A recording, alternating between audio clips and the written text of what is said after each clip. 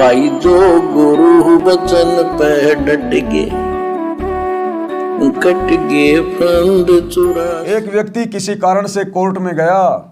वहां उसका रिश्तेदार मिला। एक दूसरे से कुशल मंगल पूछी। दोनों ने कहा सब ठीक है, मौज है।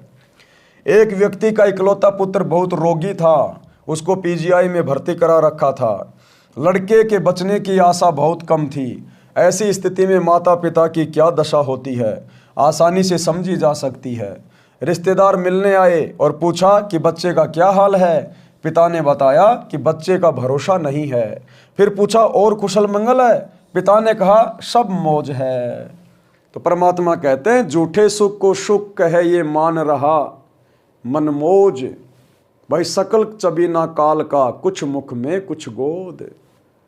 हम केवल सुख नाम की फॉर्मेलिटी निभा रहे हैं। हाँ बाकी सब ठीक है, बस मौज ही मौज है। बस लड़का थोड़ा सा बीमार है। अरे इकलौता लड़का हॉस्पिटल में पड़ा हुआ है, बचने की उम्मीद नहीं है और कह रहा है बाकी सब मौज है। अरे बाकी क्या रह गया। मेडिकल में जा रहे हैं, कोर्ट में जा रहे हैं, मुकदमा लगा हुआ है, वकील आया नहीं। इतने में कोई रिश्तेदार मिल गया, कोई यार दोस्त मिल गया। हाँ भाई कोर्ट में क्यों आया है।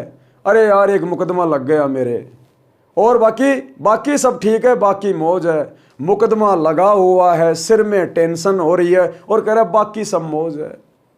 तो ये मौज केवल एक फॉर्मेलिटी बना ली आप और हम सभी भगत भाई बहनों ने। बाकी मौज नाम की यहाँ किसी को कोई चीज नहीं है।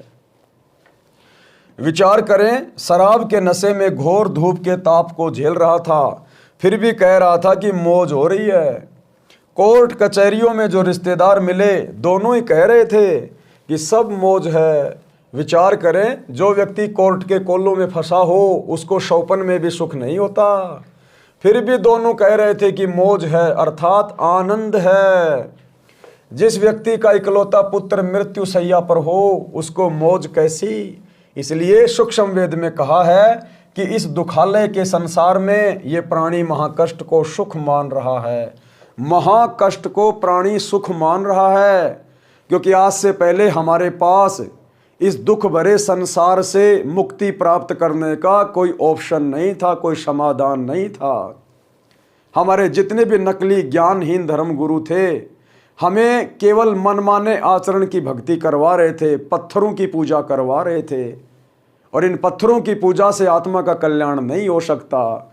शास्त्र अनुकूल साधना किसी के पास भी नहीं थी, जिस कारण से इस मृत्यु लोक से 21 ब्रह्मांड से बाहर निकलने का हमारे पास कोई रास्ता नहीं था। और साथ ही इन दुखों को झेलने के हम आदी हो चुके थे। लेकिन आज भाई और बहनों, सतगुरु धरती पर प्रकट हुए हैं। सतगुरु ने हमें सृष्टि रचना के माध्यम से उस अमर सतलोक की जानकारी दी है। ये काल के 21 ब्रह्मांड भी वहीं से टूट के आए हुए हैं। ये एक लंबी कहानी है, जब आप सृष्टि रचना सुनेंगे तब पता चलेगा। और सतगुरु ने आकर हमें बताया कि बच्चों तुम सतलोक से इस काल के जाल में फंस के यहाँ इस गंदे लोक में आ गए हो। यहाँ तुम्हें कोई सुख नहीं है किसी भी प्रकार का। यहाँ तुम कष्ट पे कष्ट उठा रहे हो। या गर्मियों में गर्मी पड़ती है, सर्दियों में सर्दी पड़ती है। कब यहाँ पर बारिश हो जाए, ओले गिर जाए, कब यहाँ बाढ़ आ जाए, भूकंप आ जाए, अतिवृष्टि हो जाए, कब यहाँ अकाल पड़ जाए। यहाँ कोई सुख नहीं है किसी भी प्रकार का। यहाँ तुम लोगों ने अपने रहने के लिए अपनी व्यवस्था बना रखी है, मकान बना लिए रहने के लिए। तुमने एक राजा चुन लिया ताकि वो हमारी सुरक्षा करे और हम उसको टैक्स दें। अन्यथा यहाँ के भगवान ने तुम्हारे लिए किसी प्रकार की कोई सुविधा, कोई व्यवस्था नहीं कर रखी है। तुम्हारे को तो बकरे और बकरियों की भांति इस कसाई ने, काल ने अपने बाड़े में कैद कर रखा अपने स्वार्थ के लिए, क्योंकि प्रतिदिन ये 1 लाख स्त्री पुरुष को खाता है। सूक्ष्म शरीर की वासना को भून भून के तपतशिला पे खाता है। ये हमें सृष्टि रचना के माध्यम से समझ में आएगा। हमारी आंखों के सामने हमारे परिवार का जो प्रिय होता है वो मर जाता है। क्या कोई माता पिता चाहता है कि मेरी आंखों के सामने मेरा बेटा बेटी मरे? लेकिन आंखों के सामने एक्सीडेंट में बेटा बेटी मर जाते हैं। क्यों मार रहा है ये काल? अरे भगवान तो दयालु होता है, भगवान तो किसी का बेटा बेटी नहीं छीनता, फिर ये कौन छीन के ले जाता है हमारे बेटा बेटी अचानक से? अच्छा खासा परिवार एक्सीडेंट में बर्बाद हो जाता है, क्या भगवान किसी का एक्सीडेंट करवाना चाहता है? नहीं। लेकिन हम यहाँ जिसको भगवान मान रहे हैं, इस काल को, इस शैतान को, ब्रह्मा विष्णु महेश के पिता को, दुर्गा के पति को, ये अपने स्वार्थ के लिए आप और हमको यहाँ पर फंसा के रखे हुए हैं। तो आज परमेश्वर ने आके, सतगुरुदेव ने आके हमें सृष्टि रचना के माध्यम से ये सारी जानकारी उपलब्ध करवाई है, हमें आत्मज्ञान और परमात्म ज्ञान दिया है। और आज से पहले हमारे ज्ञानहीन धर्म गुरुओं ने हमें कोई ज्ञान नहीं दिया, हमें जीने की कोई राह नहीं बताई, जिस कारण से हम इस दुखों के संसार को ही सुख मान रहे थे।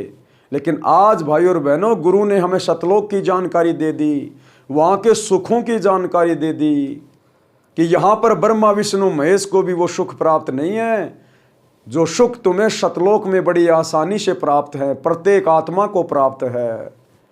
और वहाँ जाने की पूरी विधि और समाधान भी हमें गुरु ने बता दिया। साथ ही जब तक हम भक्ति करेंगे गुरु की शरण में आके, तब तक हमें गुरु यहाँ भी वो सुख प्रदान करेगा जो सुख हमारे पूर्वज भी प्राप्त नहीं कर पाए। ब्रह्मा विष्णु महेश की पूजा करते करते मर गए, पत्थरों की पूजा करते करते मर गए, तीर्थों पे जाकर दान पुण्य करके मर गए, वे भी उन सुखों को प्राप्त नहीं कर पाए और आज कहीं 84 में गधे कुत्ते बन के घूम रहे हैं, प्रेत की योनि में घूम रहे हैं।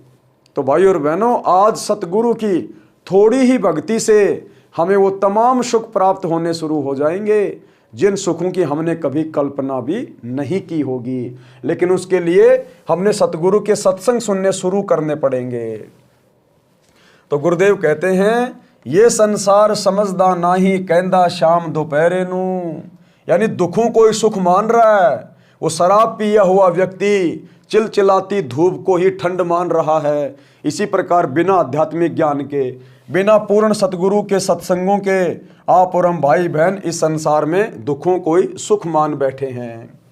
ये संसार समझदा नाही कहंदा शाम दोपहरे नू, गरीब दास ये वक्त जात है रोगे इस पैरे नू, कि तुम्हारा ये समय निकलता जा रहा है, दिन प्रतिदिन तुम्हारी श्वासें बर्बाद होती जा रही है और श्वासों के ऊपर शरीर टिका हुआ है। जिस दिन तुम्हारी श्वासें समाप्त, शरीर खत्म, उसके बाद फिर रोने धोने के अलावा, 84 में जाने के अलावा कोई ऑप्शन नहीं बचेगा। इसलिए समय रहते, वक्त रहते सतगुरु के सत्संग सुनना शुरू करें और सतगुरु की शरण ग्रहण करके अपने मनुष्य शरीर को धन्य करें। भाई जो गुरु बचन पे डट गे, कट गे फंद 84 के, कट गे फंद 84 के, कट गे फंद